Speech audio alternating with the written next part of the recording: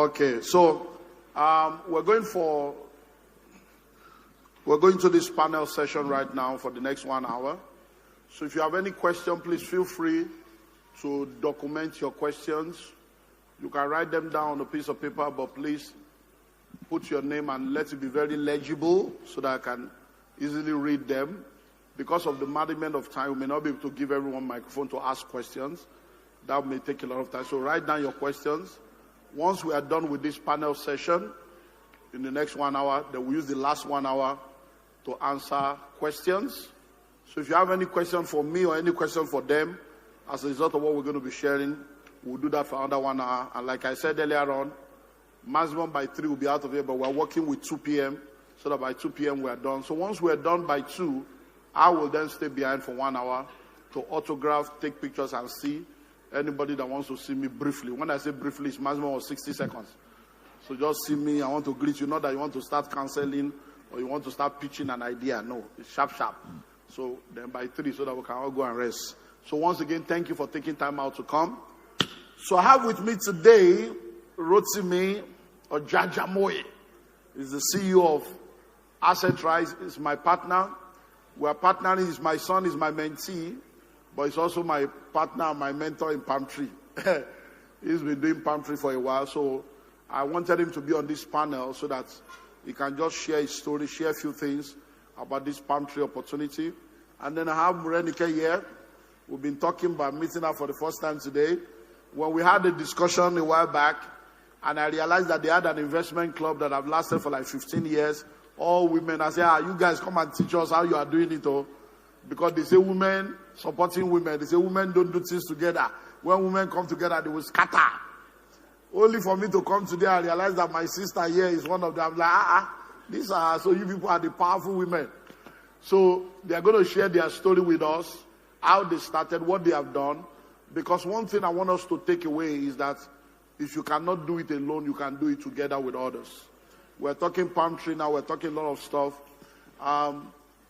A group of guys in Uganda, about 25, 26 years ago, while they were still in secondary school, they all decided to put money together and to go outside of town. They learned about land banking, to go outside of town, to go and buy large expanse of land.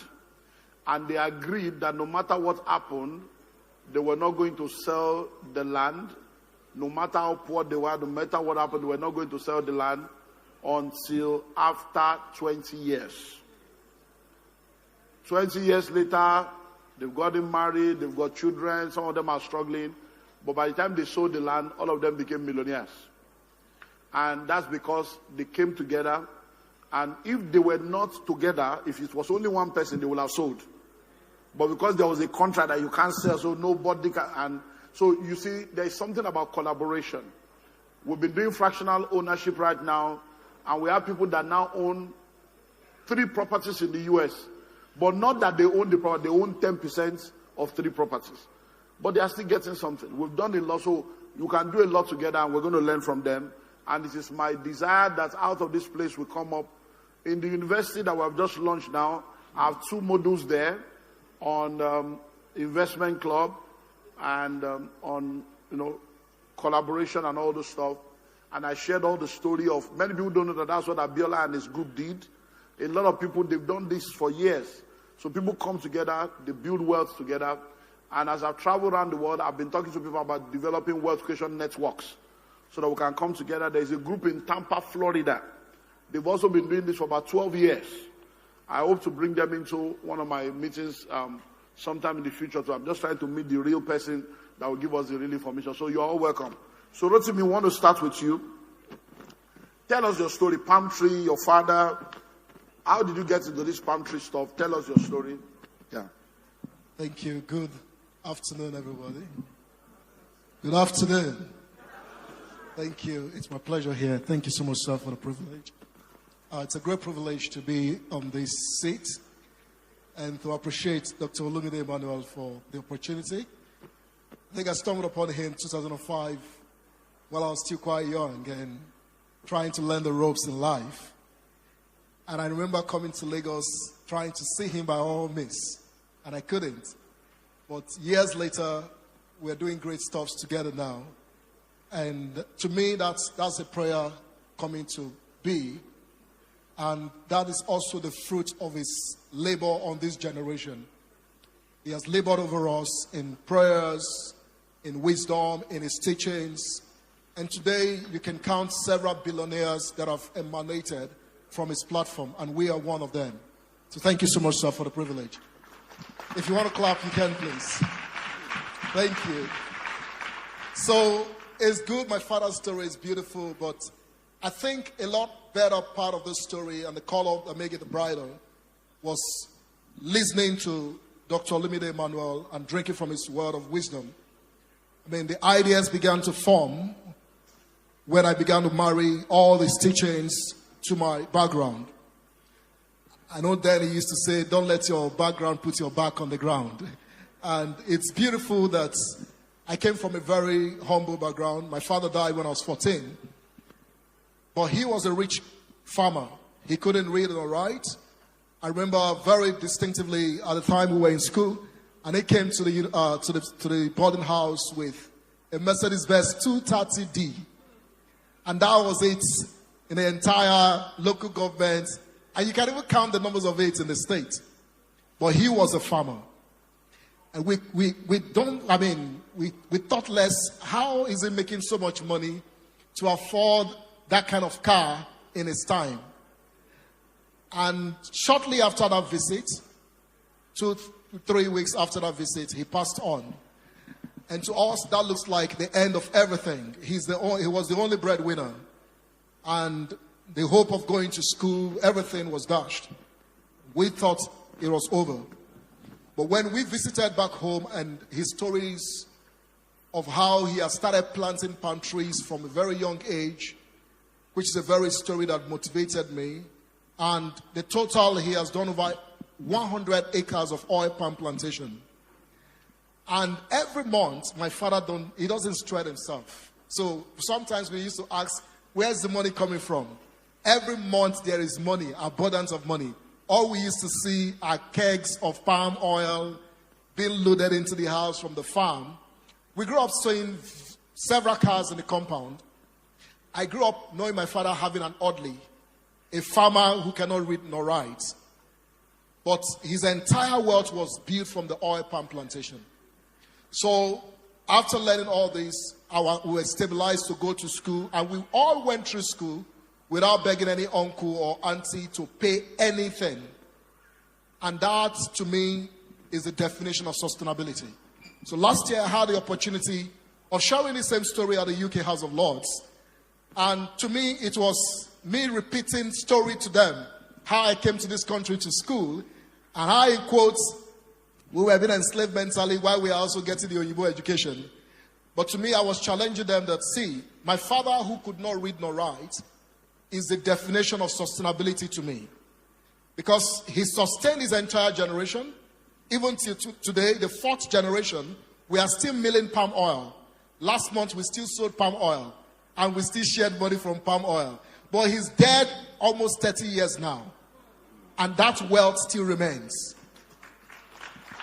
That is unbeatable wisdom to me.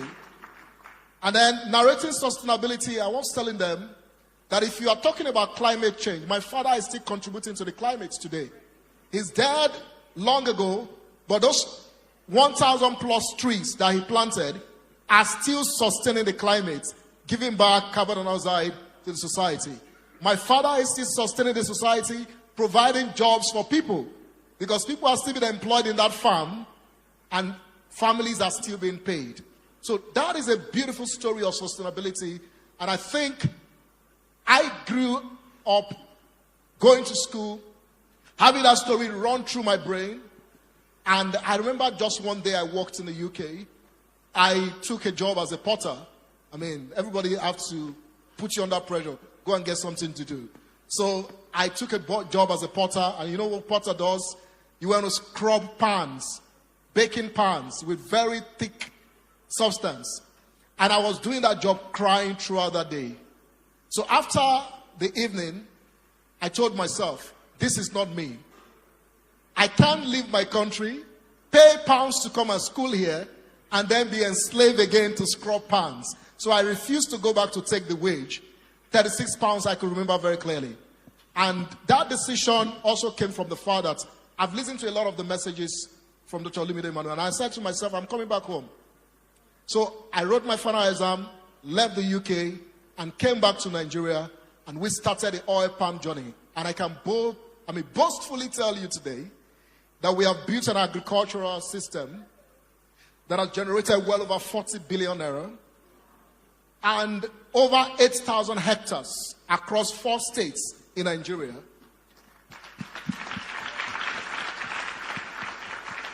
And we are part of the change in the food security system. In Lagos State today, we boastfully can tell you we run the biggest farm in Lagos State, confirmed by the Honorable Commissioner for Agriculture when he visited our Ekpe farm. Right in the midst of our palm plantations, we were able to do over 1 million tubers of yams intercropped in the state. We have produced gari, we have produced all kinds of food. And I am boastful to say to you today that I am a farmer just like my father. Thank you so much, sir.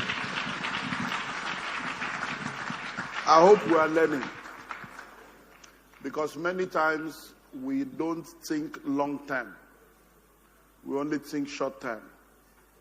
And the palm tree, once planted, when it begins to fruit, it has the ability to continue to produce for 70 years and above. So it is one investment with a lifetime return. So it's something that I don't want you to make light of. It's just like when you build a house. Many of you are living in houses that the landlord built 30 years ago. They are still increasing rent. The house will be there for 100 years. They will still be collecting rent. So you can't go wrong when you invest in a cash flow producing asset. Morenike, your story is very powerful. So you need to tell us, number one, how did you people start? Why did you decide that, okay, we want to be putting money together? So where did the idea come from? How did you guys start? And number 3, then I will go to other people. How did you start? What led to it? Number 2, what were you people investing in? And then how long have you guys been doing this? Then I will now go to others. Yeah. Okay, sir. Then you need to introduce yourself fully now. Okay, sir. First, we want to say a big thank you for giving us the honor to be on this, your exalted podium, I would say, because I know this is where the word of God goes out to people. So thank you very much for inviting us. And thank you for the wealth of wisdom. I was telling my friends, because we are now friends. In fact, we are family, sisters. We are sisters. Thank you. That what I've learned since I got introduced to you online. In fact, I can't still remember how I got connected to you. Honestly, I wish I had learned it when I was 30 and 40. Even though, yes, I've been investment savvy and all that. But what I have learned, so thank you very much. The Lord will continue to honor you in Jesus' name. So how did we start? Like you said, okay, you still ask them questions. So let me, giving me 3 things. So we started, we were... Okay, so my name is Morenike Akirimisi, and I work in a bank, and I'm pleased to be here. Okay, so 21 years ago precisely, so we started this investment club in 2005. Wow. So we were 10, and one of us has gone to be with the Lord. And maybe we'll now tell you how we were able to even, when she passed on, what we did. So one of us, we're 4, the remaining 5 people are online. One of us, her name is Chichi, she just said, look, we are all, yes, we were young. Most of us are in our 50s now. So we were young, and she just felt that, look, let's just be setting aside a certain amount every month, and we put it together. And the amount, how much was the amount then? It was 10,000 naira. That was what we started with in 2005. So we started. Then we didn't register the company. So we just used to put the funds together. And then it was a case of, okay, what do we do with the money? So we started buying shares. That was what we knew then. So it was shares that we started with over the years. And there's one thing you keep saying, and that is wealth takes time. So for us, it wasn't even a case of, okay, what were we going to do to spend? We did not say that, we were going to spend whatever we were making out of the money. No. So we just kept investing over the years, and that's where we are. So the only first time, if I remember, that we took out of it was when we celebrated our 10 years anniversary in 2019. And it was a tough call because, so in 2019, before then, everybody had been saying that, no, let us even spend this money now, because but for me, I just feel that let's just keep investing and investing. But like a club, you have to listen to everybody's opinion and come to a collective decision because it's not just one person. And also, it is very important who you go into partnership with. Because what has made us stand the test of time is the values we share, what we agree on. Because if you had somebody that did not agree with the values of what we have, we will not be where we are today. So it's very important. And Dr. Olumide had said in one of the messages I had listened to was in terms of having contracts. What do you people believe in? To have it set out standard. We didn't start with that. But I think we have been lucky because we have built friendship, we have become sisters, and we have that. So I would think whoever is going into that today should be done differently. So I think that's how we started, 2005, and we are here. Most of us we were just newly married. Now we've had children. Our children are graduating to the glory of God. So that's who we are. Wow. So before you go, so how much did you share in? What did you do with the money? Okay, so in 2019, we looked at it and we said, okay, let us even enjoy some of the dividends. So what we decided was that we would only spend our dividend. We did not spend our principal. So as at that time, we looked at it at how much were we going to use. We just even went to Dubai, the 9 of us. We went all expenses paid. Wow. So we paid for the ticket. It was like 3 days. So it was in Dubai. And our husbands even felt that we did not carry them along, but we said, hey. You started before you met them now. Wow. Most of us were married then. That's so amazing. That's the major spend we've done with our investment. Because so do you still do 10,000 till now? It has increased? No, it has increased. So we increased to 15,000. And then before we stopped, when we were all working together, we all started working together in an organization, British Airways precisely. So after we now decided So you were all British Airways staff? Yes, we were. Yeah, that was how we met. We were all colleagues. Okay. And then we've been together for 21 years. Wow. So let's hear from you. Introduce yourself and tell us from your own perspective. Why did you become a part of this, and how has the experience been for you, so that we can hear individual perspective now? Yeah. So introduce yourself, then why did you join them? Why did you say, I beg, I don't have time for this? And then how has it been for you? Yeah. Good afternoon, everyone. My name is Edo Oshoma, and I am the CEO of a travel solutions company called DestinationSomewhere.com in Lagos here. So like she said, we were colleagues in British Airways together. And so I can't even remember where I was when one of them reached out. I think it was Peju. She's flying today, so she can't be here. Anyway, and she said, "Oh, there's this opportunity. We're coming together to do an investment, and it's going to be a monthly thing." And I was like, "Oh, great." For me, at the time, I didn't know so much about investment, but I knew about savings. You know how you just say, "Oh, save and save," because my mom and my dad, so of course we know how there's the ups and downs in life. And my dad was retired unexpectedly. So what I saw was she sold the shares to be able to they had bought land and, moved the house to some level. But when that unexpected retirement had come, we had to quickly move away from where we were and move into our own place and all of that. So she sold shares. She had bought shares for us as kids, and then she had also bought for herself. My dad also had shares. So they sold off those things to be able to now quickly bring the house up, and then we've now had to move and everything and quote and unquote start life, kind of like afresh, my dad not having a job. So for me, it was like, oh, okay, this is savings. To my mind at the time, this is savings, putting something together so that if something comes up. So that was how it started for me, and of course I was open to it. So we started the investment. Now, what it has done for me personally, it has, for me, it has even transcended, well, it has moved beyond me and moved to even my kids. Even my husband is so amazed that we have been together. Like, all I need to say is, oh, we have a Glenos. Once I say Glenos, the story is over. He knows, when we have our hangouts or when we're going to Dubai, it's just been such an experience that I've even shared with, people, like just small groups to say, oh, try this, this is what I am doing.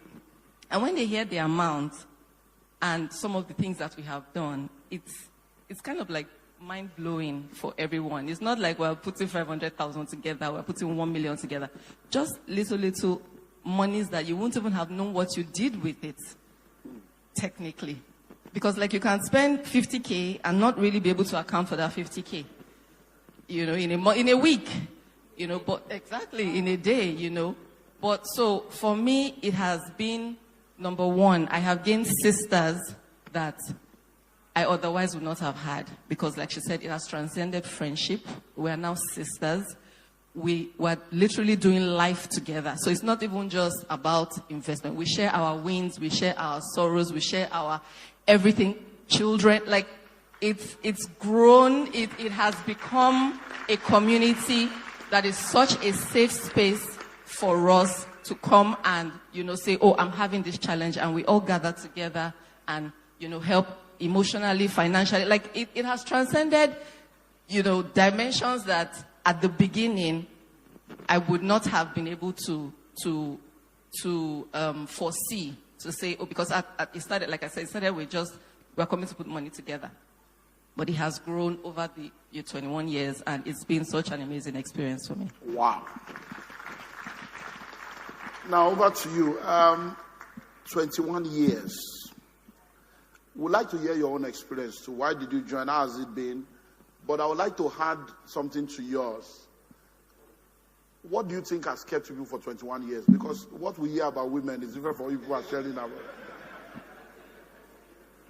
So if people, I know you fight, but nobody has said, well, forget it. You're me, you're shame. I'm not doing it again. I don't care what anybody is saying. Forget it. And so I wanted to bring in that angle. How has it been? What are the challenges? And how have you guys been able to handle it? Yeah. Thank you, sir. And thank you for the opportunity. Morenike talks a lot about you. In fact, we had to be Googling and reading about you. And coincidentally, I had to take the day off to be here. My name is Bridget Oyefeso Odusami. Wow. And I took a day's leave to be here today. Wow. I also work in financial services, but my discipline is marketing and communications. So thank you very much once again for the opportunity. Let me start from the last thing you asked. So when we were setting up this thing at British Airways, my husband heard. He said, women, you people want to come together and do something. Mm-hmm. I'm going to sow a seed into that thing because I want to watch how it's going to grow. So our initial investment, actually, when we started, was 100,000. We had to do bulk. So at some point, we did bulk, and then we now had monthly contribution. So I think we do bulk once a year, and then you had monthly contributions. I think that's what our Madam Chair here forgot to say. She's our chairman of our investment club. Wow. So my first 100,000 contribution didn't come from my pocket, it came from my husband. So all of us were married at the time. Okay, wow. So he sowed that seed just to watch. And a lot of them, like, Edo also has said, watch us grow, our investments grow. We talk about the things we're doing, and our husbands are really perplexed. Even other, network of friends are saying, oh my God, so if you guys can do this, then it's possible. Yeah. And I think that the thing that has kept us, honestly, is understanding the reason why we're there. Mm. So we might not always agree, but our money is the reason why we're here. Mm. So we might not agree. And another thing Madam Chair also, didn't say is that we had a constitution. We had to set it up like a company. We registered this company. So it's an investment club corporation because we aim to be a big corporation in the future. When we retire, most of us are in our 50s. And we started when we were in our 30s. So eventually, we're hoping at 60, we begin to do other things. When we are not maybe having gainful employment where we have money to contribute, we'll start looking for other revenue streams, right? So what it is the Constitution was binding, right? This is who we are. These are the things that we would do. So we said we would invest in stocks, we would do this, we would do that. So we had to follow. And then part of the Constitution is you must have a quorum. So like I said, we don't always have to agree. But as we were 10 at the time, once we can form that quorum, we will go ahead and invest. So quorum is like 6 or 7? Yes. So again, if you are not looking at the group chat, when we had to make a decision, Madam Chair will send email. Come and tell us, go and read your email. As long as we have that quorum, we move ahead. So you might be getting angry that, but I haven't voted. But again, your eye is on where our money is. So these are the things that we knew that even though we might not always agree, I go back to that, but we had something that was binding, and we kept our eyes on that. So I'm not sure we really ever had any situation where we fought. We can argue, and it's from no place of malice. It's our money. We're talking about our money here. So even when you argue, remember that it's because of this money we're arguing. It has nothing to do with my personality or your personality. So I think that clear understanding was what has kept us together. Wow. Praise the Lord. And finally to you, Oga. When I say, I'm like, so you two, you are part of this group. Okay, now. So you're going to introduce yourself to us. Why did you join? How has it been for you? But I want you to know, so what are you people worth now? So you will now tell us, this money, is it 10 billion now? Is it 100 million? So how big is the portfolio that you people have been able to build now with 10,000 naira, 15,000 naira? Because people are watching and they can start their own now. So over to you. All right. Thank you very much. Good afternoon, everyone. My name is Folake Shweto, and I'm the CEO of Ikeja Electric. And I'm very happy to be part of this group. And I feel very honored to be able to be on this platform. So thank you very much, Dr. Emmanuel, for your words of wisdom. I think I joined the group just like every other person. Like I said, we're colleagues. It was funny when you're calling me the Oga because I'm actually the youngest of the group. They always call me the baby of the group. But they're my sisters, and they're amazing people. Amazing people. One thing they didn't say, and I need to just sketch on it, is that apart from, so Bridget spoke about the transactional part, which is the focus of investment and not being distracted from the goal. But outside of that, we've lost people. We've had people who have been out of jobs in the period and they had obligations, and we had to hold forth. We've had people pray for people. We've had trauma. One of us has lost her spouse. Of course, she's remarried today. We've gone through challenges together. We've had career growth. We've had leverage on people's strengths, individual strengths. So me, even though I'm a baby, there are things I bring to the picture, and I'm making a fuss about that. And they respect that because it's not about your age. It's about the value that you bring to the organization. So I'm super proud of this. Speaking about the men, when we started 20 years ago, I remember my husband spoke about us to another group, and these are men. I say this to break this bias about women being the issue. And my husband set up this group as well. And the things that doesn't exist today anymore. They actually fought. So, exactly. Guys, now don't fall my hand, though. But I mean, I say that to just break that bias. That really, at the end of the day, structure, vision. One thing I think Morenike also missed is when we started, I remember very well, we said we're going to get 200,000 shares of First Bank. That was the focus. It was very clear. So very clear. So for every money that was coming in, that was the mandate. And that was what we were going for. So even though we started with 10,000, it moved to 15,000, then to 20,000, and then the bulk money. That investment and in that focus just grew the money. And then we diversified. Went into real estate. And then at some point, our chairperson, she's a Harvard, I call her an avid investor, and she's very strict. So she doesn't like to spend money. So even when we want to jolly, she will not allow us jolly. But the reason why that was also very good that she was the one there, like I said, leverage on each person's strength. She spotted the opportunity of us using that money in terms of diversification. So at some point, we decided to take a dollar position. Not, we had real estate, we had shares, and then we changed money when it was at 400. And I'm not going to talk about the big amount, but I'm opening our minds to what our money has done. But remember how much we're putting down. And I remember that at the time she changed the money, it was 400 naira, if I remember. Morenica, remind me. And we did a position, we did a deposit of that money, and it grew. And I think when I was looking at the report the other day, I think we had made $7,000 or so in addition to that bulk amount, which I'm not going to call. So if I say we've made 7,000, you can run the numbers yourself. And from that, we were able to also invest in a property. And the investment is from the returns on the investment that we did before. So what am I trying to say? We told ourselves there, why haven't we increased our minimum? Because all of us can actually increase that minimum. But the point is, with 20,000 naira, compounding 20 years, monthly, 10 people, a bulk sum of 100,000 every month, has expanded into real estate, shops, forex, shares, that could pay for landed property, that could pay for a holiday for 10 people in Dubai. Run the numbers. I don't need to call any numbers. I think I have said enough. So You wouldn't want to call numbers. But I've called numbers without calling numbers.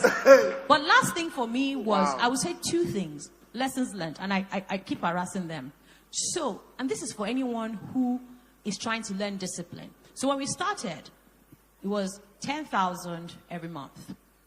And of course, I think I missed the date. And we had a rule that they were going to fine us.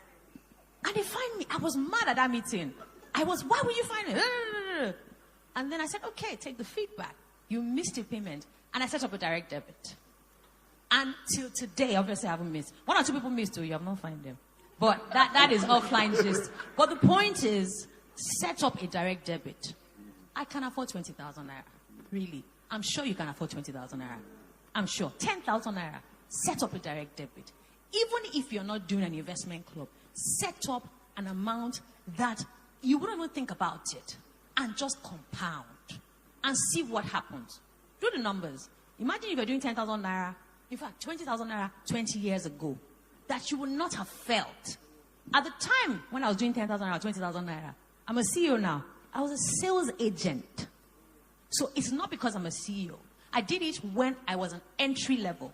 So who here is not, you must be on entry level, at least minimum is entry level. Yeah. So you can actually create that wealth. And my son is here, he's 22, he's just graduated, that's Tomi Singh. He's here. And yeah, we're proud of him. Tomi Singh, recognize yourself. And we are going to pass that on to generation, and that's sustainability and that's impact. Where our kids are going to leverage. He's come here now. He could have been sleeping, even though he's been going for concert, but he drove me here and he has listened. He's bought your books. He's already called his brother. They're going to take position in the palm tree. It's amazing. So thank you very much, sir. Wow. Wow.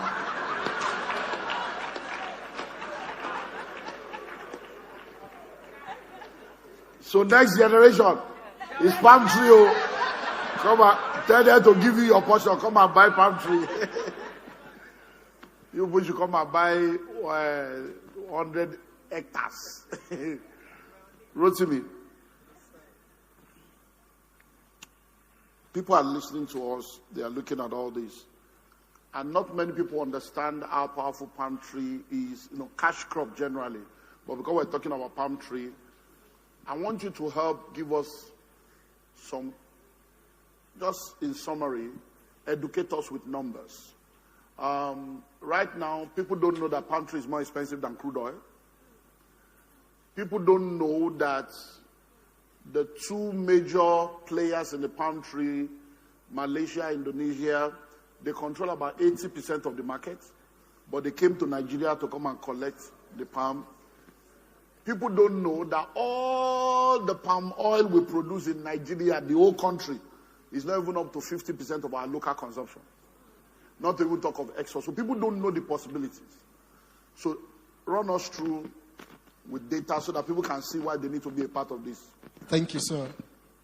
So the oil palm industry is so big that Malaysia has crude oil, and you can Google that.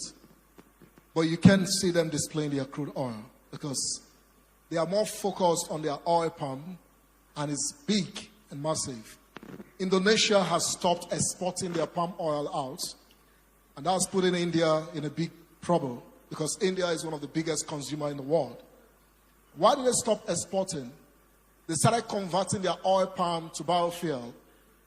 And last year, or 2023, for the first time in the history of the world, Indonesia flew a commercial airplane with refined palm oil. You can Google that.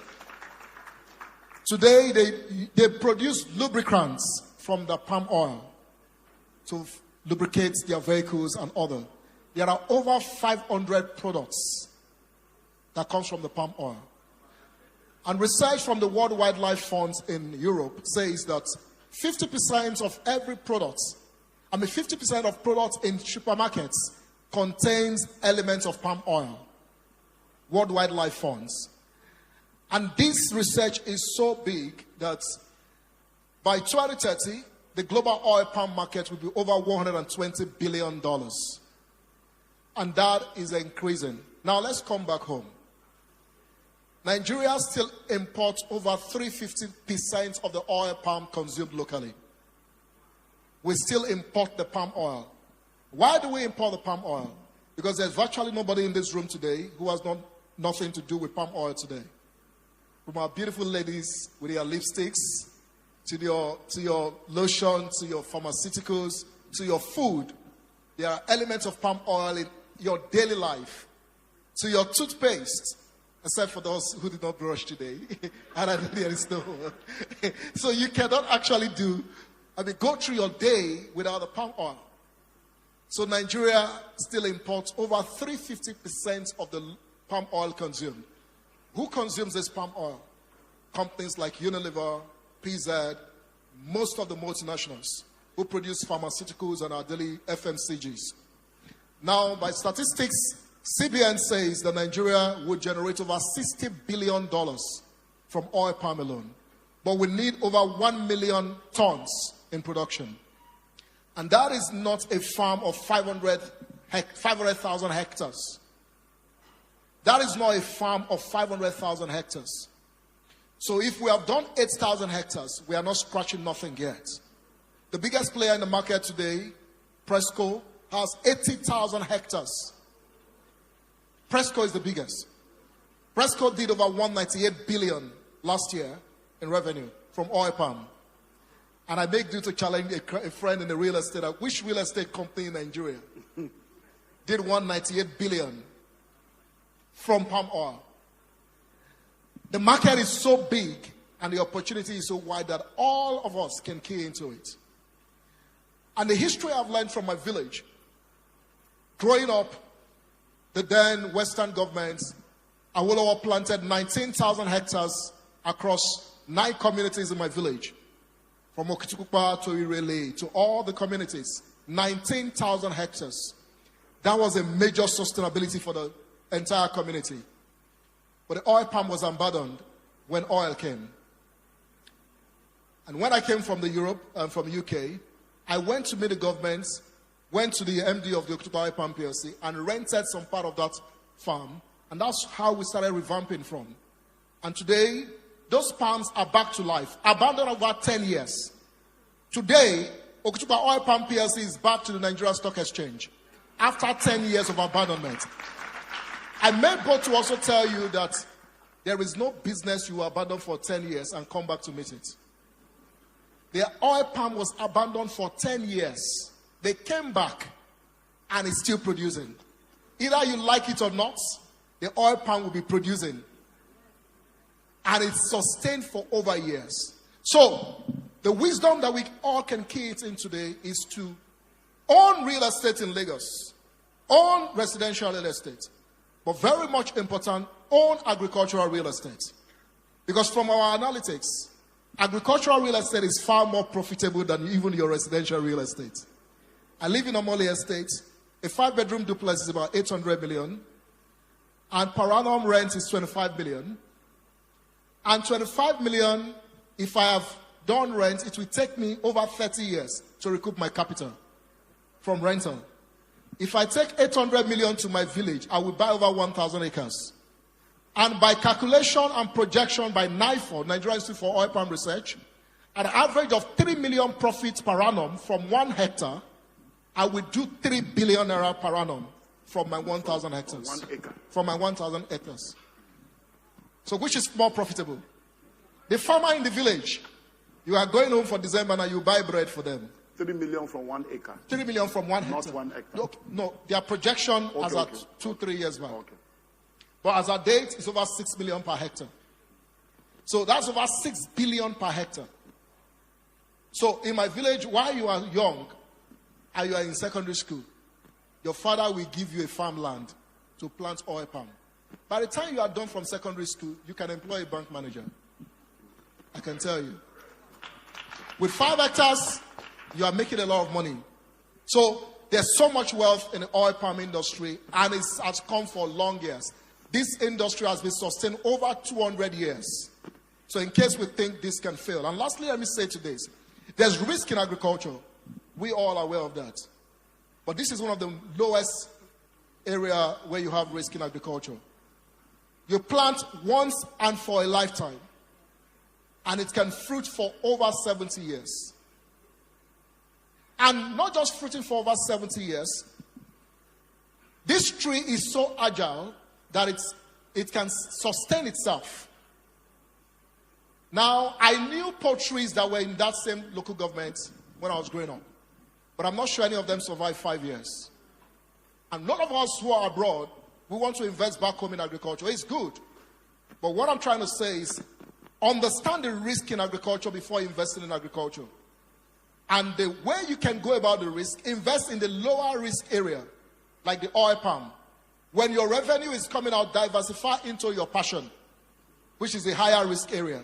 So for example, if I have a 50 hectare, or let's even take a Presco. If Presco, with their 198 billion, if they decide to diversify into poultry today, they can build a 50,000 birds pen without taking loan from any bank. And they don't have any feeling if all the birds die. Because they are spending from their profits and not taking their capital to invest in a riskier portfolio in agriculture. So you can invest in oil palm sustainably and then diversify into other areas in agriculture. Thank you. Thank you. Wow.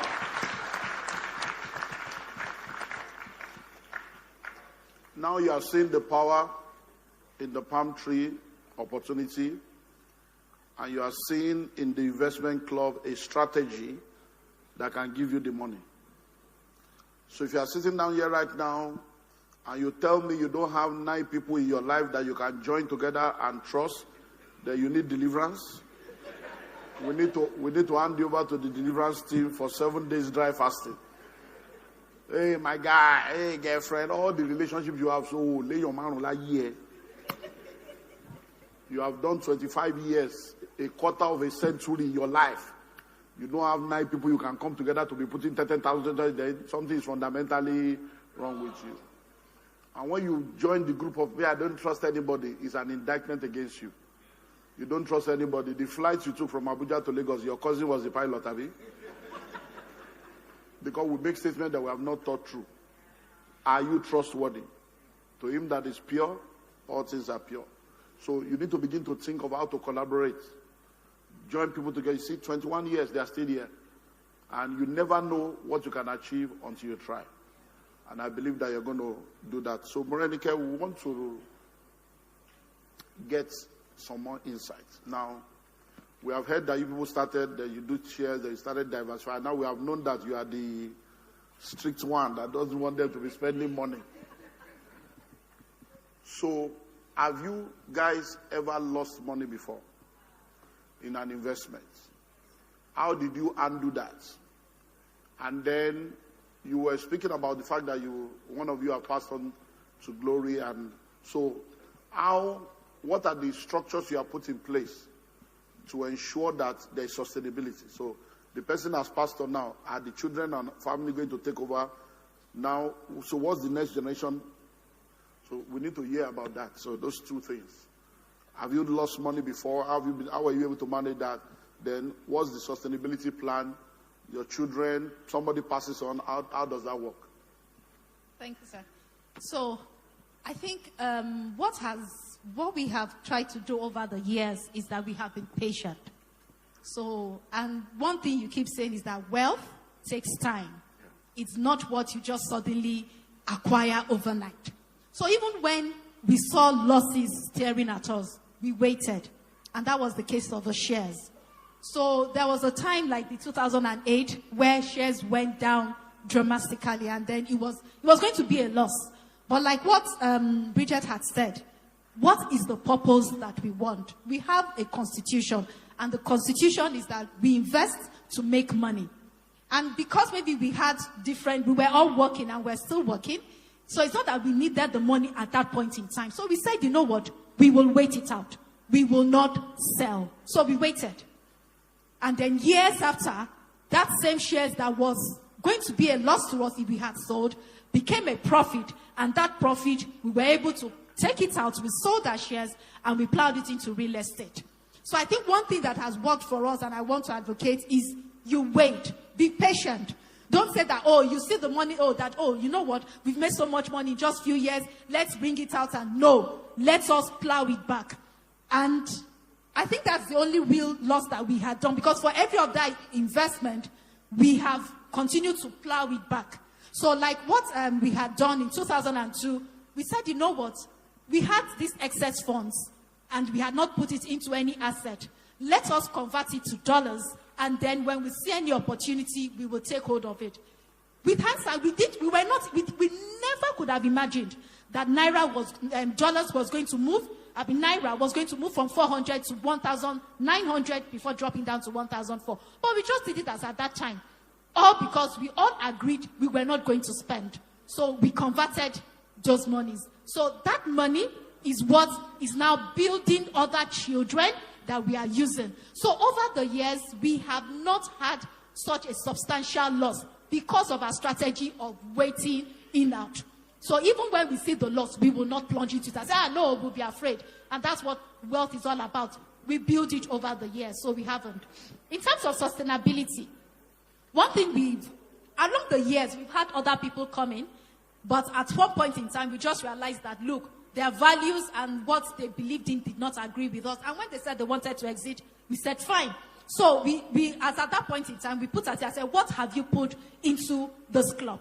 What is the investment you have put? How has it matured over the time? We assess it. So at one point in time, it's also good to also get professionals. So we got an accountant. So the accountant did all the accounting of all our statements, and then we were able to agree on what percentage the person who wanted to exit was able to exit. So we accounted and then we paid her, so she was able to get our investment. So what we have done is we have what everybody is entitled to. So yes, we have the shares, and we say that, okay, Morenike, you're entitled to X amount number of shares. Bridget, you have, and that's how we've been able to do it. And today, if anybody wants to exit, but so far we've not had, we can try to that this is the value of your shares, and then we'll look at it. But because of the investment we've done, it's going to be difficult for you to say, then you have to wait. And that's part of the constitution. So we don't have a constitution that would allow you to just break up and say you want to go. No. There is, if you want to, we already have it in real estate. We have about 2 real estate, not a problem. Then you have to wait for us to sell the property, and then, but even at that, why would you?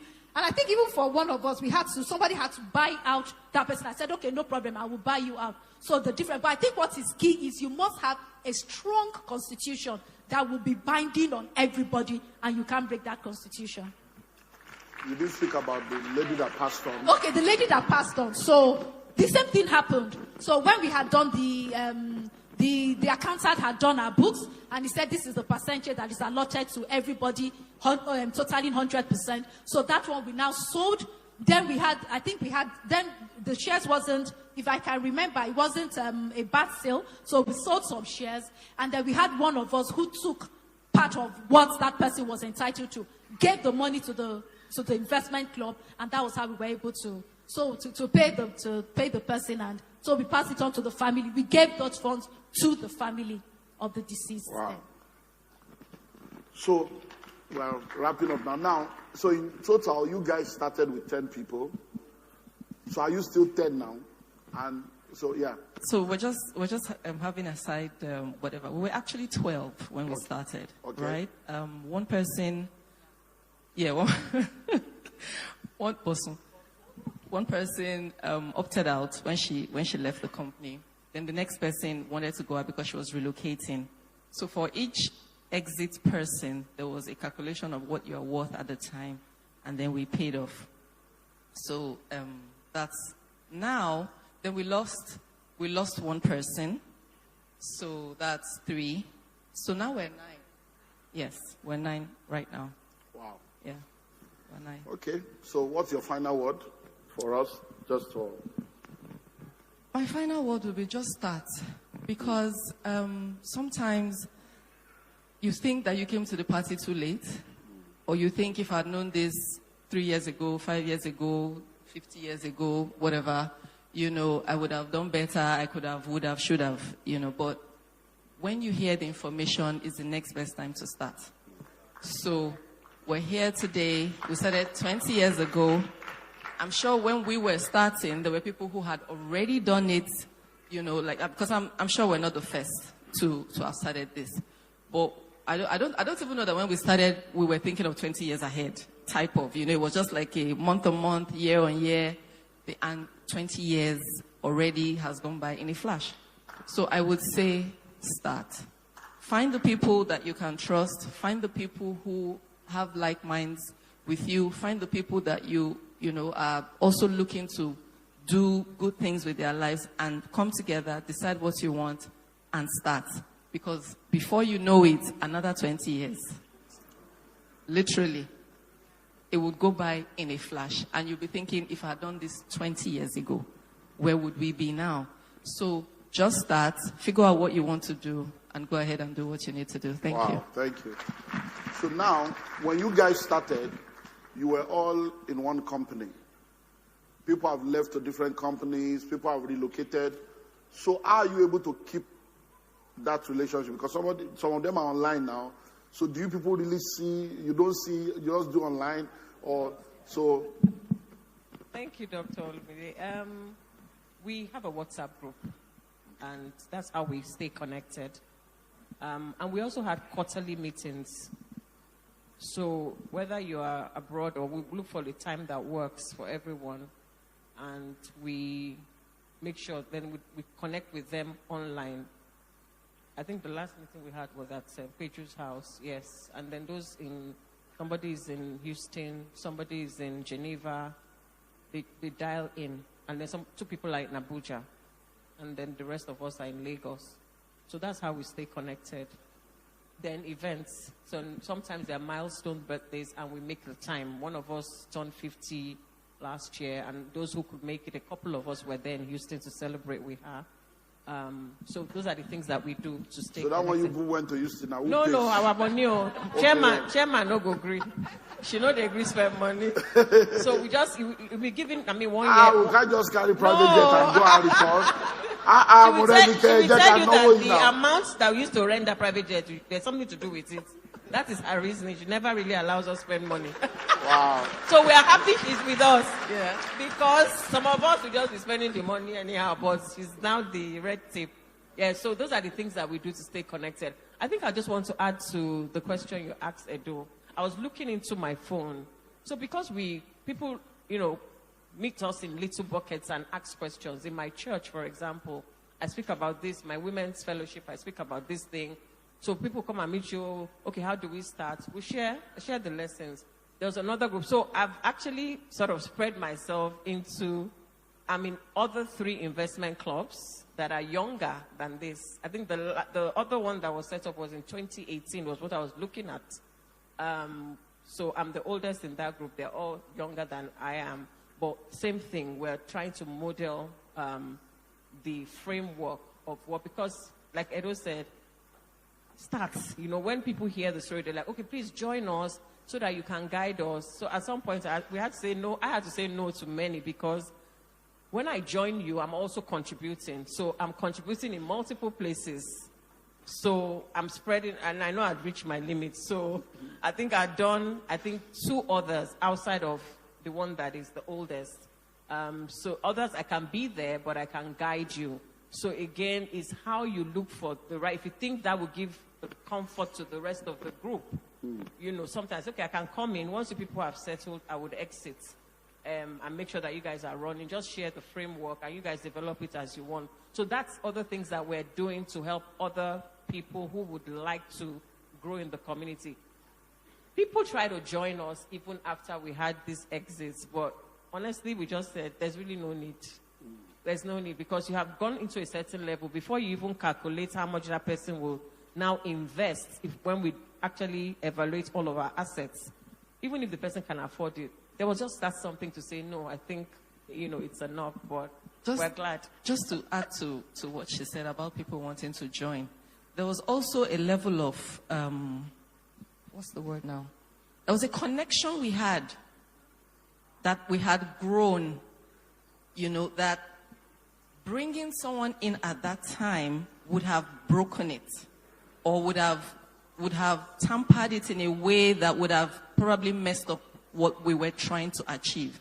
Because we had grown, I think people started wanting to come in maybe like in the 3rd or 4th year, and we had been through a lot of, like the initial, okay, we're setting up, we're this, we're that, this is what we're going to do, this is not what we're going to do type of thing. And we had come to a point where we had all synced together. So yes, we had disagreements, but there was this sync, or there is this sync that we have. Sometimes our chairman just says, we're doing this. We will now say, yes, ma. Because we trust her enough to know that she will do right by us. Yeah, she's a fantastic one. Oh yeah, she deserves all of that and more. We trust her enough. She would have scrutinized it. She would have checked everything. And then she'll come and say, guys, I think this is a good thing. So most of the time, we don't even check too much. Maybe 1 or 2 questions, and we'll say, go ahead, chairman. And we know that it will always bring something. And even if it does, we trust her enough to know that she was not reckless with the decision. Because that's another thing. Somebody goes in good faith to do something, and it doesn't turn out right, and then you're now blaming the person, oh, you could have, should have, would have. But we have all leveraged on our strengths. We know that her strength is there. So we're giving it to her. And we keep teasing her, chairman for life. Yeah. So, yeah. Because when we started, truly, when we started, the constitution said we will rotate, offices, secretary and all of that. We just said, you know what, this is your calling. We dash you. So yes, that's how we have been. So I just wanted to put that out there for if you're starting and all of that. Everybody, like success has many brothers, fathers, and sisters, right? So when you first of all want to start, there are going to be a lot of, do you think something, like doctor said, oh, women, can you people survive? Oh, this and that. And then when it was obvious that we are surviving, everybody now, or a lot of people now wanted to join. But at that time, you also need to decide what is working for you and what you want. Thank you. Wow, amazing. Just to say something, Doctor, to say something to what she had said. So we bought a property, and about, I think, 3-4 years, we couldn't rent out the property because there are just issues with the property and here and there. And then I think it was only last year that we're able to let out that property. It wasn't even so much, but like she said, there was no day we just felt that, oh, why did we go into this property? But eventually we know that property is going to yield the desired expectation for us. But if there had not been that consensus saying that, you know what, let us stay on this. Some people could have said, oh, it was a wrong decision. But hey, 4 years, there was no income. And we have already invested. But like we say, it's a journey. Wealth building is a journey. You have to be disciplined and you have to stay on the course. Wow. Before we come to you, I just need to repeat this. In the School of Money University, there are 2 modules I created. One is how to run an investment club successfully. I put all the modules, everything, the constitution, what to look out for, how to register, everything is there. Then creating wealth creation networks. And the difference between a wealth creation network, so there are 2 modules in the School of Money University. So for those of you that got it or that will get it, you'll be able to learn all the constitution, everything you need. I put it in there in the university that you'll be able to know how to do that. So now, finally, you guys have been talking about values. The value we share. I'm not trying, I'm a pastor. I'm not trying to say you have to be a Christian for something to work. But I would like it, what role does faith play in this? Because you guys are talking value. And sometimes we talk value, because we are Christians, we don't want to be quoting scripture. We are talking, so when you say value, because somebody comes in and the person is married, but she wants to do side chick.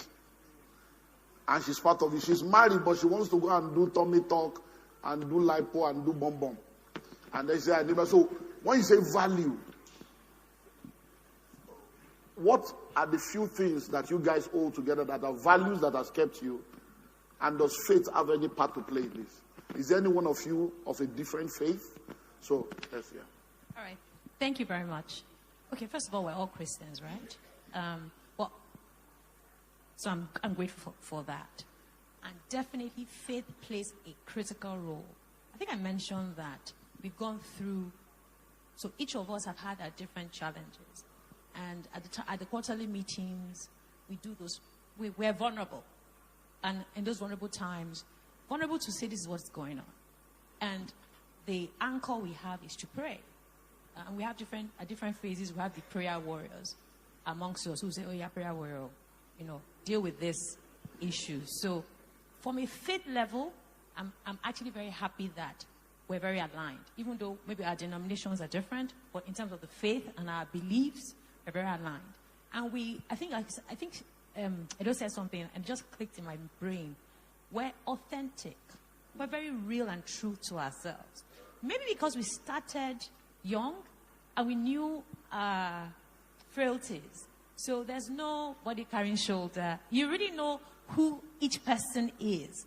So in terms of, she spoke about trustworthy. I want to believe that is the word that can be used for everyone.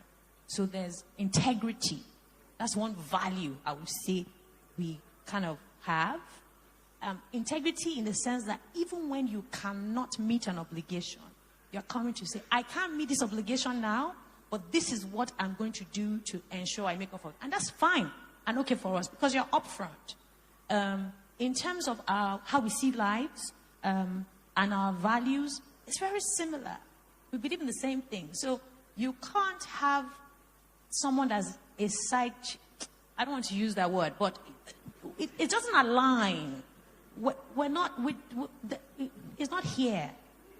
It's not here. It's not here. So we're not going to encourage that. So you're not going to say you're married, you're cheating. It's not going to happen. It's not going to happen. So I think that is an unspoken thing. It's not judgmental. It's just an unspoken thing. And that doesn't mean that we're perfect. So I'm not saying, so even though you have aligned values, areas of development, areas that need feedback, we know the right person that can speak to this person. We do offline feedback. And we share testimonies. Testimonies of successes and the journey to that success. Testimonies of failures and the lessons learned from those failures. Testimonies of our children. I had a child who went through a waiting period. I shared it on the group. And that helped other people, maybe who had children that were struggling in that area. That's how true we are. And so when Edo says, Morenike says, this is what we should do. You've shared your life with Morenike. You've seen Morenike's frailties. You trust, you know she has integrity. She's going to do. If I said, Bridget, hold this money, she's going to hold it. She's not going to spend it. So those are some of the values, that we have. I mean, let's celebrate them.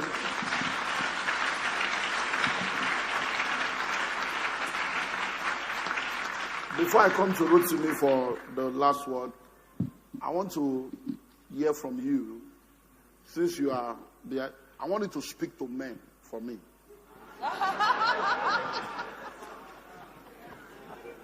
And I want you to speak to them from the perspective of allowing their women to shine.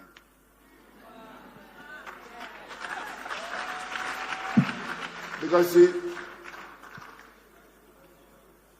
Bridget, right, was talking about how the husband sowed the seed of the first 100,000. I'm a pastor, I pastor thousands of people, and I know a lot of women whose lights have been dimmed because of the men they married. I pastor a lot of women that could have been 10 times what they presently are, but they have an insecure husband that will not allow them to shine. You guys are doing this, and of course I know, you didn't want to mention the numbers, but I know you all are, you are big, you are rich people. God has blessed you all in the billion level, but you don't want to mention it because, you don't want to pay tax or, A new tax law has come now, so that someone will not send them after you. But now, let me speak to men, because your husbands have supported you. There are men that will say, you either choose this marriage, or you choose those your girls. No, we cannot be suffering here. And you're telling me you have one money with some girl, go and sell everything. Or else this marriage choose, and they will scatter your life. So please, help us speak to men. Okay, sir. Okay, one thing I would say, and I think we must appreciate all our husbands in the Gleaners. Please appreciate them. One thing that has worked for each and every one of us is that we've had supportive husbands. In fact, they jokingly tell us at times that we are not being fair on them, that we should also send them on holiday, use all the money.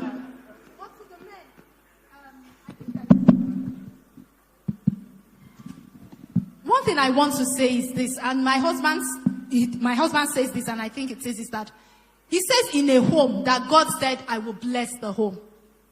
He can now choose whom he would bless. But there is one thing he says, nobody can fight the headship.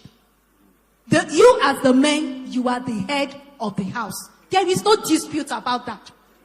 But God can choose to bless whomever in the house. And that is why he says that the two shall become one. So, please, it might be that by virtue of association, by virtue of relationship, your wife might be exposed to opportunities.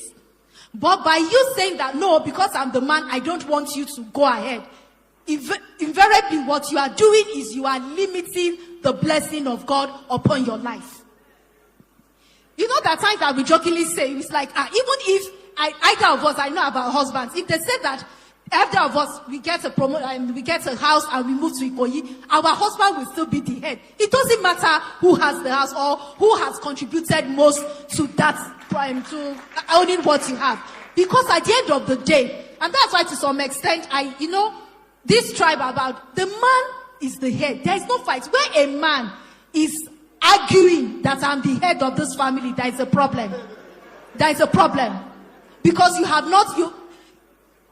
being a man is not about money. There's so many things. Money is part of it. You take on your responsibility. But please give room to your wives to fly. Even the Bible says that whoever, he said your prayers will be answered when you make your wife happy. Give room to your wives to fly. There is somebody that, I can't remember who I read that when you give a woman a sperm, she multiplies it. Anything you give to a woman, she multiplies it. That is how God has ordained women. Whatever you give to them, they multiply it. You give them, it comes to the children. So when you give them the responsibility of, I want you to, whatever you want to do financially, please support them. And you will see how it would multiply. And in the process of that as well, it might be about maybe work. And it's like, you do work, you are not home, doing your wifely duties. It's all about collaboration, because a time will come. The children will be out of the house. It's going to be left with two of you. And the question is, how did you play your role as a man all through that journey of growth? A lot of times they say, the woman have gone to do Omugo or whatever like that. Because the man seems to see that I'm not part of, it's not just about the money, but about supporting the woman. So everybody will see that my father was there. He was very present when we were all growing up. So it's not about that because you don't want your wife to maybe the work is so demanding, she cannot do some things at home. You say, because of that, come and sit down. Imagine, later in life. Because in life, work will stop. It is the two of you that will now be. And it is what you have planted over the years. It is what you have planted that will now become seeds that you would eat from. But if you have not planted, there is no seed to eat from. And like Dr. Olumide said, black tax. These generations of children that we have, they'll say, see, black tax. Because even they are still trying to settle down themselves. Talk less of saying that they now want to take care of you as their parents. So please, men, allow women to fly. God has ordained us. He has blessed us. Don't try us. Just say go and we would multiply. At the end of the day, is to your glory. We jokingly say, we bear our husband's name. Everybody's son name here is our husband, not our middle name, but our husband's name. Let your name fly. Bear your woman. Praise the Lord. Wow. So, Rotimi, let's wrap up with you. People need to know, like you said, there is no useless part of the pantry. Every part of the pantry is useful.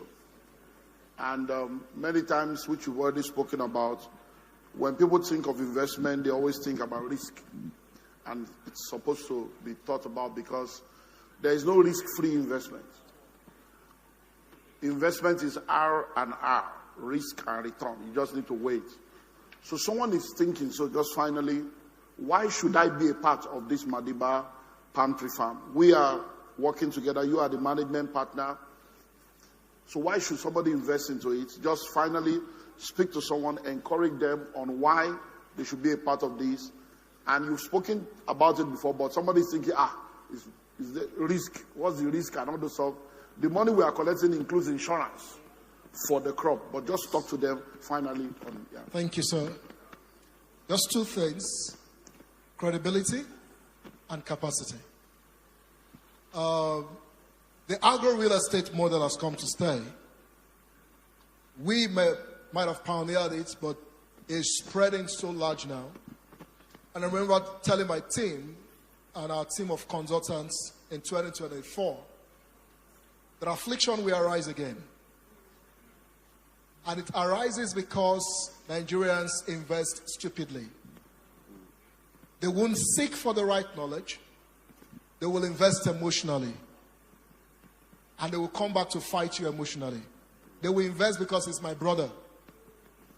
They will not invest because they have the knowledge of what they are putting their money into. And so the relationship between Madiba and Asset Rise is one of such, just like our beautiful women have spoken about today. Collaboration. Putting our strengths together to achieve what should be done and what should be done right. Dr. Olumide has been in the real estate space for years. He could do this on his own without seeking us. But in his meekness and humility, he came to our office. I mean, that was one of the most humbling experiences I've had in my journey in real estate. He drove down to the office by himself. And I was shocked when I was told, Dr. Olumide is in the office. I said, are you sure? Snap and send his picture. Are you sure it's Dr. Olumide? But so humbling, because he wants to know, he wants to do it right. And that's why I know that Madiba will not fail. Because whenever you decide to do something right, you go after the knowledge, you go after the skills, you go after the expertise, you are going to do it successfully. And so for Madiba, the first thing is credibility. Number two, the capacity. We have done this. I have over 2 decades of experience in this. And for what we are doing in Asset Rise, over 7 years, 27th of December, we paid ROI to our Ibadan Palm Ridge.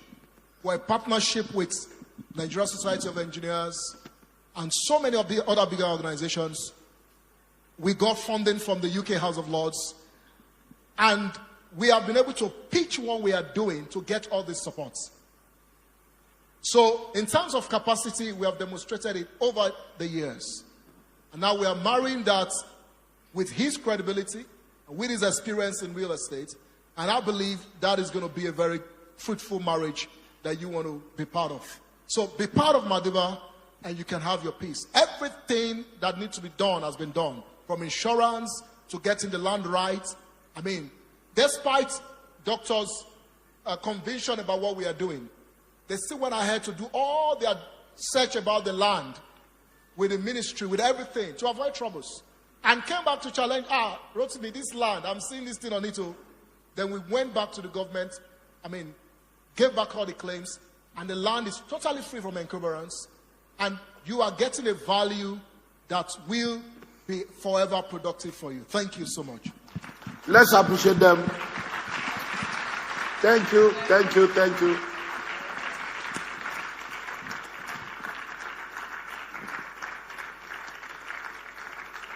Is that the way to celebrate? Celebrate, celebrate.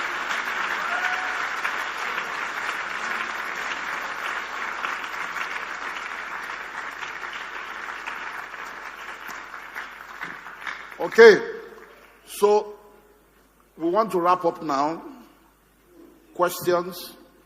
So if you have any question you have written down, we're going to take about 40 minutes to answer questions. If you have any question for me or any question for them, either for Rotimi or for any of the amazing ladies from the investment club, the floor will be open. So we're going to do that for 40 minutes.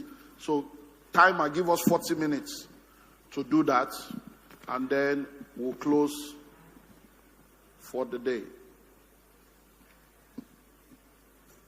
So do you have any question?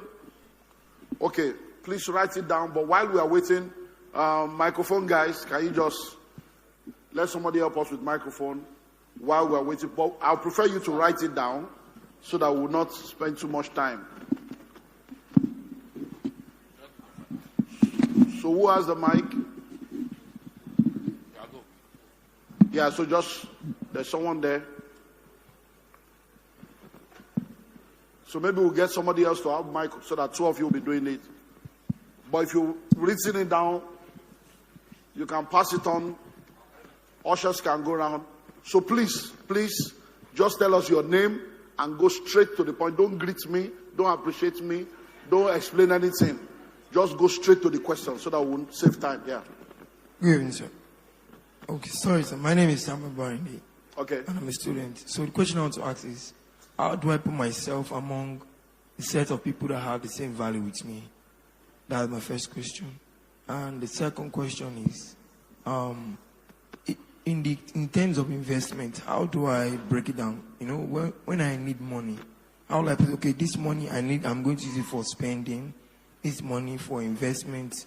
Because as for me, what affects me from investing is, I see investment as you put money to get cash to do something. Maybe there's something happen unknowingly. So how do I put it? Because they say they don't need to touch the money. What if something happen that I need big money, and really from there, will I suffer the loss and leave the money there? Thank you, sir.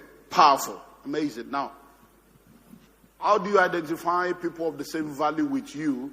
Number one, identify your own value. So you need to be able to have a physical and then mental, because it starts with conscious until you become unconscious.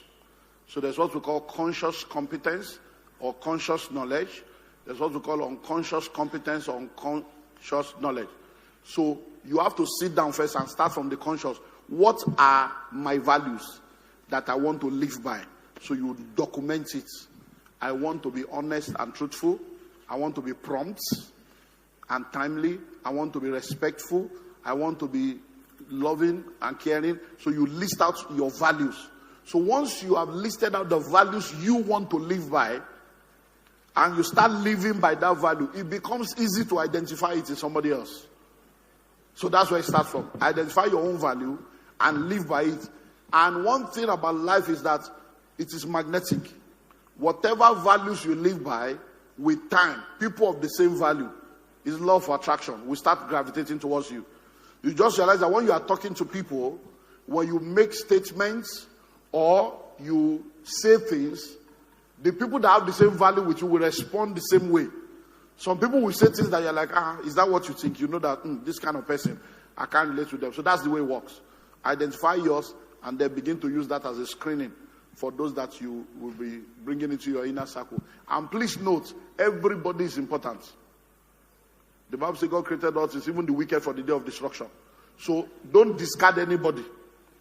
Everybody is important, but they don't have to be in your inner circle. So your values is what determines who will be your inner circle. But being a good and kind person, make sure that you relate with everybody, even if it's to be able to be a blessing to them. Number 2 is, how do you come to a point where you're able to now have money to invest? It begins with applying the laws of wealth. Savings is one of the laws of wealth. Delayed gratification is one of the laws of wealth. So continue to save. And how do you know what to save? Apply what we call the 30-70 principle. For every money that comes into your life, a minimum of 10% of that money must be saved. So if you start with just 10%, as you're bringing in your tithe, you're also bringing in another 10%. In 1998, in this same church, when I understood wealth creation, I came to this church and I told them, from today, all of you go and open accounts. As you are bringing tithe, be saving 10%. Don't be bringing tithe without savings. Start saving 10% of your money. And we started with Ashaka Cement. Started buying shares just like they did in 1998. And we did that for 5,000 naira per month. So these are things we have practiced. So it's not that we are just coming here to tell you stories. And that's why we're bringing other people to show you how it works. I did that, and with 5,000 in 5 years, people were becoming millionaires. You do 5,000 every month. In 5 years, come and collect 1,070,000. And that's how we've helped people to become millionaires and billionaires. So it's as simple as that. Minimum of 10% must be saved. I should be looking at 20-30 actually. Try and do 30%. But if you cannot do, just say minimum of 10%. When you save 10% of your income every month, you will have enough money to maximize opportunity when they come. God bless you. Your name and straight to the question. Okay, good morning. Good afternoon. My name is Ojo Isaac. I have 2 questions. First is, if I invest today in the Madiba, when is my 5 years waiting period going to start? Secondly, documentation. Do we get to have documentations for the procurement to show us what we have, and can be handed over to whoever we want to hand it over to in case of transgenerational issues? Thank you. Okay, thank you very much. Now, that will be the last question from any microphone. I have enough here. So, please, one of the reasons why we designed the brochures that we give to you is because they are already what we call frequently asked questions that we know that people will ask. We started this with a pre-launch for people within our network, and we had a lot of questions asked already that we have answered. So I will ask that you please, I will answer you, but take time to study the 2 brochures we've given to you. If you don't have those brochures, don't leave here without we have enough. Collect the brochure so that you can study it. Our phone numbers are there. The office lines are there. You can then call. If you still need more clarification, you can then send an email. So the reason why we said 5 years, your 5 years starts from when you pay.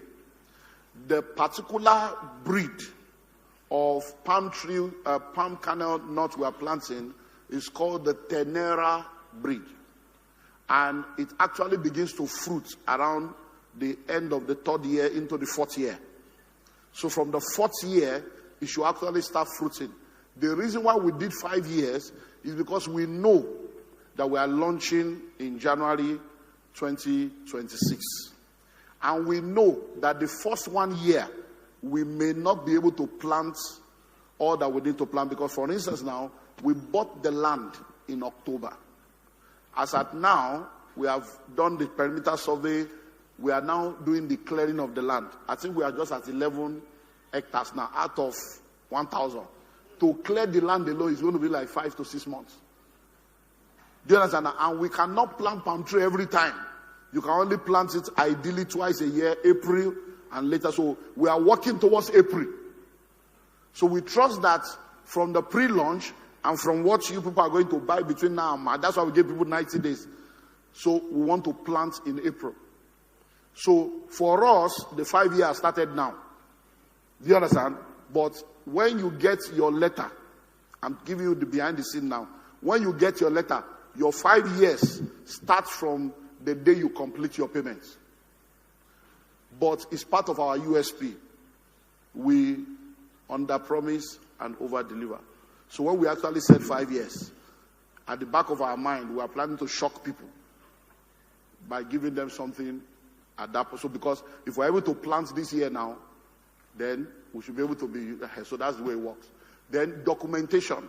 Once you pay, you are going to get a receipt. The day you complete your payment, maximum of 30 days after you complete your payment, you're going to get a contract of sale that will itemize all the terms and conditions. The terms and condition on the application form is the same term and condition that will be on your contract of sale. Because by experience, before you pay, you will sign. So that by the time I give you the contract of sale, you will not say you are not aware. So it's already there. You have already signed it, but we are just bringing it as a legal document to now say this is the contract of sale. You have finished your payment. Once you get that document, then you wait until it's time to do allocation. For the allocation, we don't know when it will be. Because like I told you, we'll clear the land, we'll do the nursery, and allocating land in farm is not like you are buying land in an estate. It's a farm. So once the allocation time is ready, we will now invite you for allocation. But if you read the brochure, the farm is there. We already have people employed. You can go there and check. We have the document. You can go and check in Ogun State. We have the survey. We have all the document. You can be visiting the farm every month or every quarter to go and see by yourself what's happening. Do you understand that? God bless you. Okay, so let's run through this.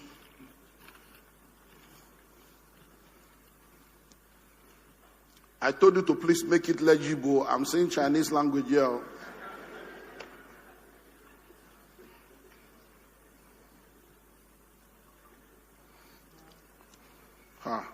Okay, I am Diaolu Daniel by name, a student of OAU studying accountancy.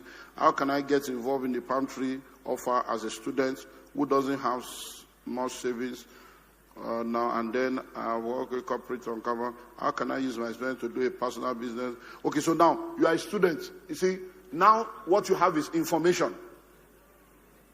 So you now know that there is an opportunity for palm tree.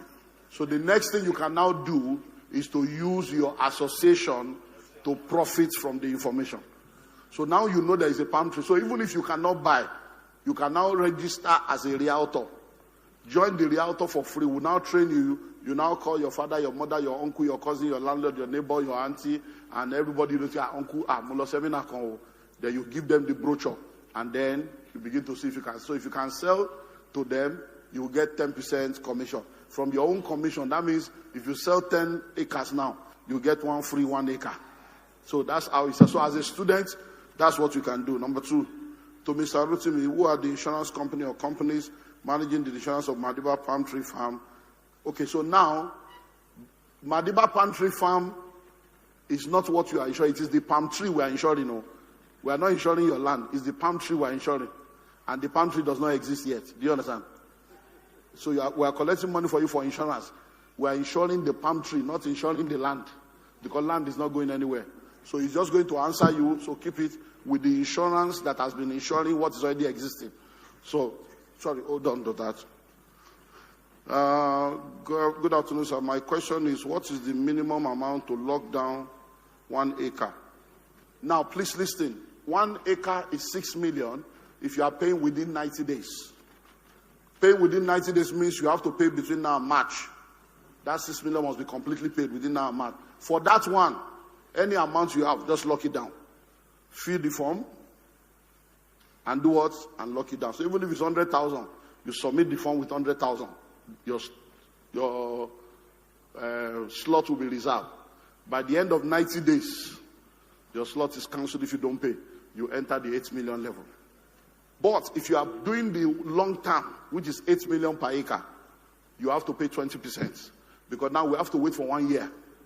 6 months to wait for it. So when we get your 20% minimum, it can give us enough to now do your nursery and go ahead and plant, even though we know your money is coming. Do you understand? So if you are doing the 90 days, minimum is any amount you have.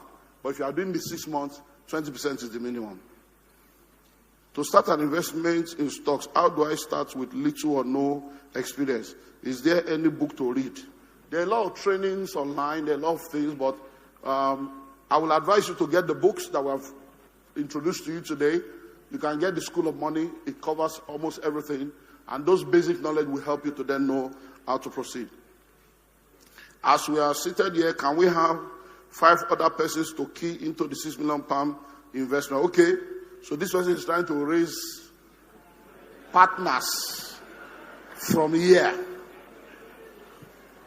You guys have to locate yourself by yourself so that you will not say it's Olumide Emmanuel.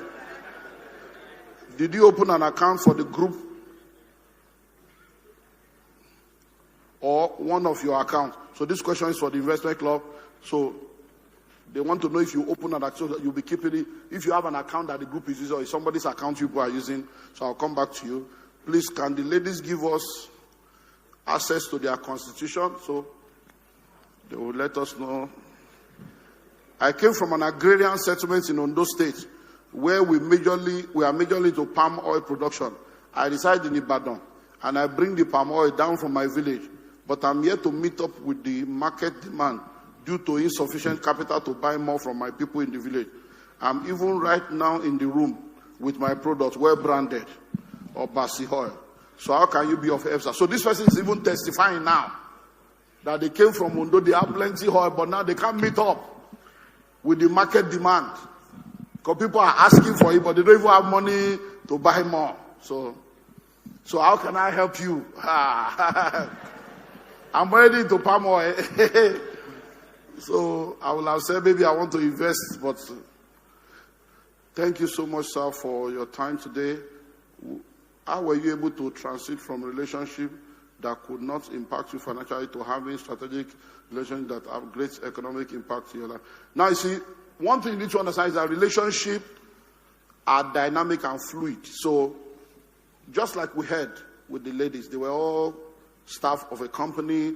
They were not managers or people, but over time they have grown. So don't go into a relationship because of what you are going to benefit. Let value and purpose be what connects you to people. And with time, you understand, most of those relationships, we just celebrated 30 years of this church. I've been pastoring this church for 30 years. But 30 years ago, when I was to start, myself, Samadeyemi, Polade Frasi, many of us, we were all just starting. Nobody knew. We did not know that 30 years would be like this. We didn't know. We were all just starting, that God called us, let's just start. But we've been on together for 30 years. Do you understand now? Doing ministry, going through all kinds. But there are people we started with the same 30 years ago that are no more in ministry now. So it's not about what you are going to gain. There was even nothing to gain from each other. We're all struggling. It was only maybe Paul that was still, he's from a privileged family, came from America. But we are local. Hello, but so don't think of, just be good. Have relationship. And if everybody grows together with time, then you can have the quality people coming from there. Because many times you are thinking, and I had that issue when I was a young pastor. I used to pray in those days, oh Lord, bring millionaires to my church. Bring billionaires. I'll be praying that prayer and I have poor people around me. Because I thought that. So one day, the Holy Spirit said, what kind of prayer are you praying? I should bring them. Okay, so somebody will raise them and lose them and they will now come to you. He said, the billionaires are in front of you here. The billionaires are there. Help them to become millionaires. I said, okay. So I focus. And today now, so me too, I have members now that people are praying to say, oh Lord, I want that kind of member. But they can't go anywhere because this is where they were made. You understand? So, can you please shed light on the seaports being built in Ogun State and what it means for real estate sector? Technology and infrastructure eliminates villages. So you don't need any revelation. Anytime there is a development in any aspect, everything in that area will blossom. So just plug in. After buying land for palm investment, Who is going to be the owner of the land? Can we decide to sell the land later? All these questions are answered in the brochure.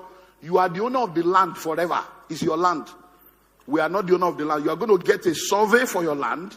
You're going to get a deed of assignment for your land. It's all part of what you are paying for.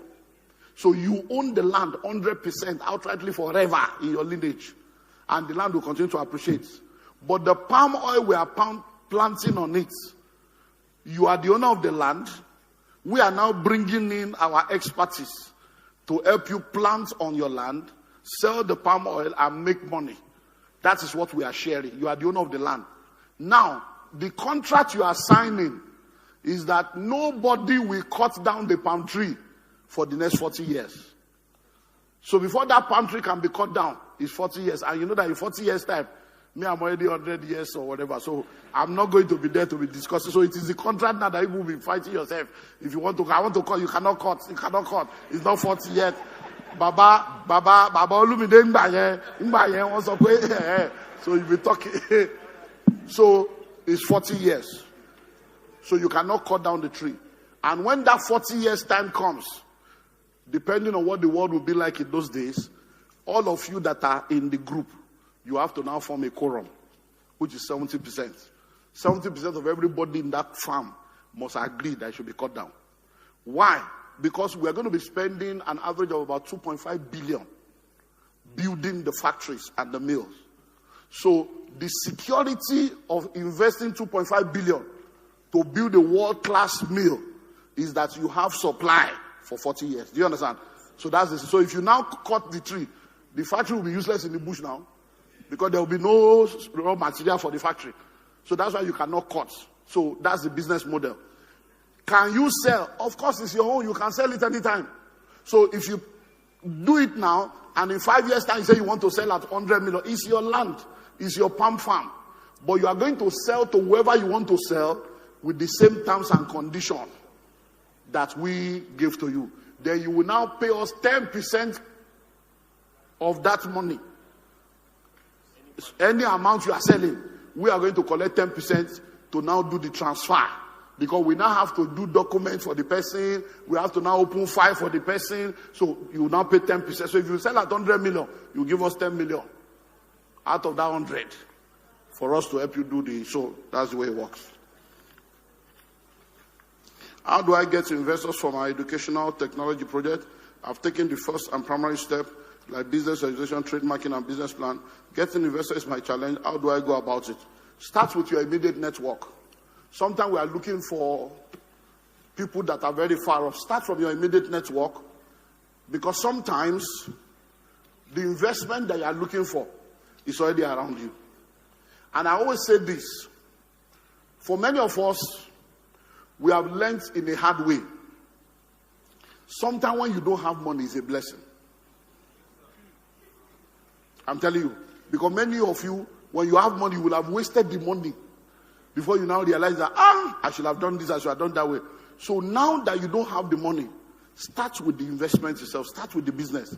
Start with the idea. Because every big vision has a small version. So start with a version you can undo now and let it grow organically. Than to go and collect money from investor, because that investor thing, the investor can bring money now and say they want to collect 60%. And you will sell your destiny only to realize later that you should not have done that. What is the average turnover if someone gets 1 acre of palm tree investment for 1 year? There is no 1 year. We are not doing investment here. So it's not palm tree investment, it's a farm. So there is no return on investment. If you want to do palm tree for 1 year, palm tree, does it grow in 1 year? So you not start 1 year. It's not 1 year we're talking here. This is not for, people that want to do Osubo, CBEX, MMM. No, that's not what we are doing here. Hello? So it's not an investment. It's a farm. You are buying a land and we are farming on the land. So it's not an investment that you now say you want to be collecting money every year. No. Once you put money in the land, we plant on it, it will take 5 years for it to start producing annual income for life. So let me answer the one you are talking now. We have answered you. It's just that people have not read the brochure. Now, that 5 years' time, let me help you now. You are now saying, what is now the return? Because you see, people like, what percentage will I be getting? There is no percentage. It's not an investment. Because, he said something earlier on that you will get later, that affliction will arise again. He said that.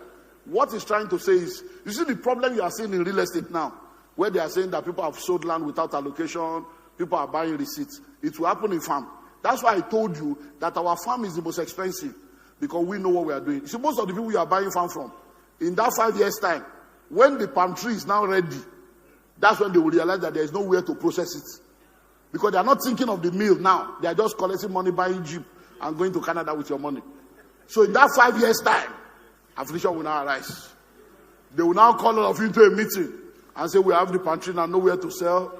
We need to mill it. We want to build a mill. They will now be charging you fresh money at that time. So be careful. So what we are saying is this. 1 acre will give you 60 palm tree. 1 hectare will give you 150 palm tree. It's 10 palm tree per plot. And the plot is 500 square meter times 6. So for 1 acre, you have 3,000 square meter. For 1 hectare, you have 7,500 square meters.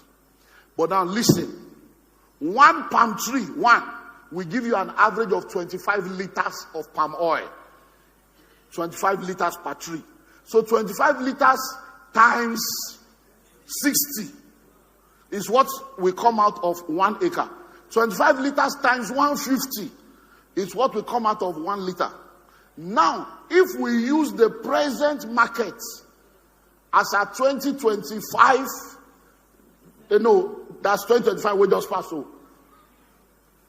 That means if you have 1 acre and you have 25 liters times 60, you're going to be getting like 3 million for 1 acre. Like 6.5 million for 1 hectare using 2025. But we are not there yet. We don't know how much it will be in 2029. Do you understand? So, but at that point, that's what will come out. So, whatever the price will be at that point, that is the mathematics we are going to all deal with. So that's what we are now saying to you, because some of you now, some people now say, what do you mean by 40%? So what we are trying to say is, if we look at what you are bringing now, you are bringing 6 million, and the 6 million, if we follow now, if the palm tree was available now, you're going to be getting like 2 million, 2.5. What we are now saying is that from your present investment in this business, you are going to be getting an average of about 40% return. It doesn't mean we are giving you 40%. We're just giving you an idea of how it works. So by that time, we don't know whether palm oil will be up or down. So whatever it is, 25 liter times 60, 25 liter times 150. Do you understand? And guess what? Once you join by next year now, so this year now, there will be quarterly report. Next year, there will be annual report. Then in 2029, we're not going to start annual general meeting. There's no meeting now because there's nothing to meet about. We'll be giving you a report. But we have a back end, a dashboard, where everybody will be there. So everything will be open. There's a real life dashboard. So whether you are in London, you are in America, you are in Canada, you will see everything there. How much was done, everything. Audited accounts, everything. So fear not.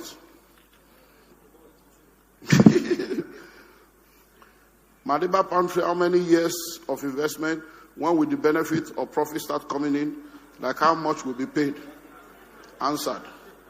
I'm not clear with the 100K initial deposits and 100K yearly deposits.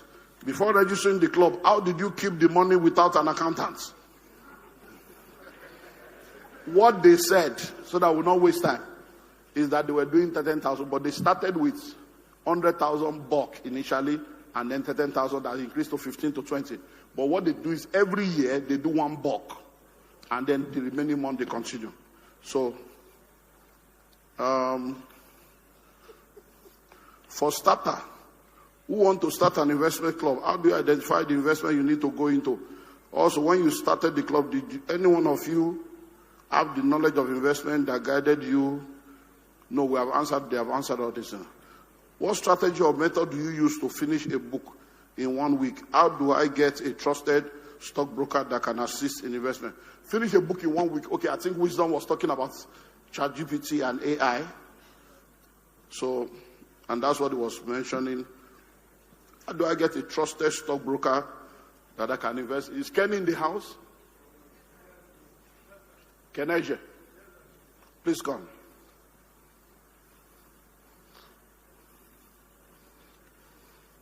So let me introduce you to my stockbroker.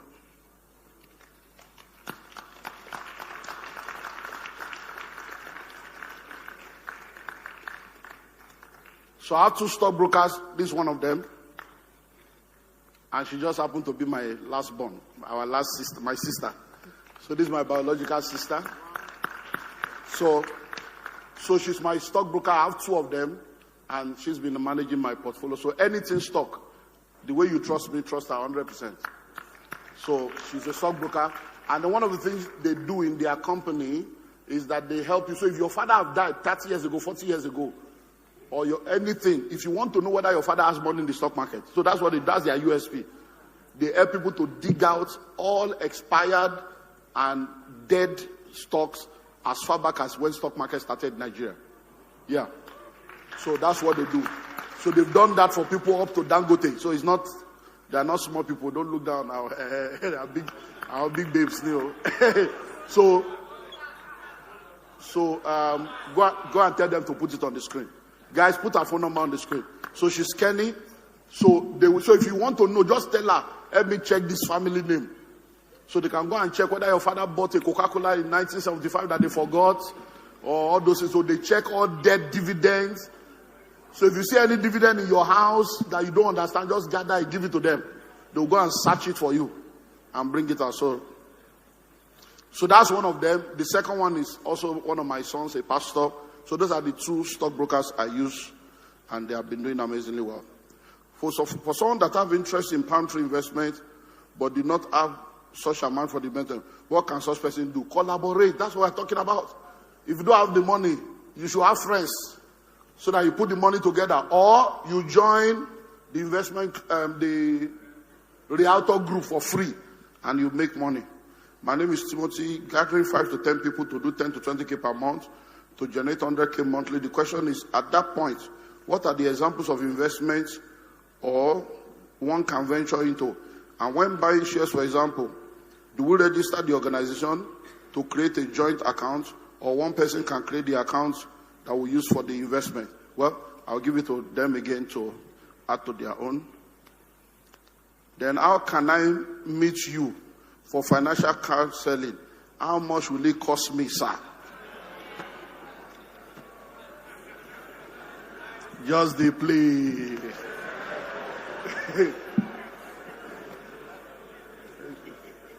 Okay, we are good. Where is microphone for?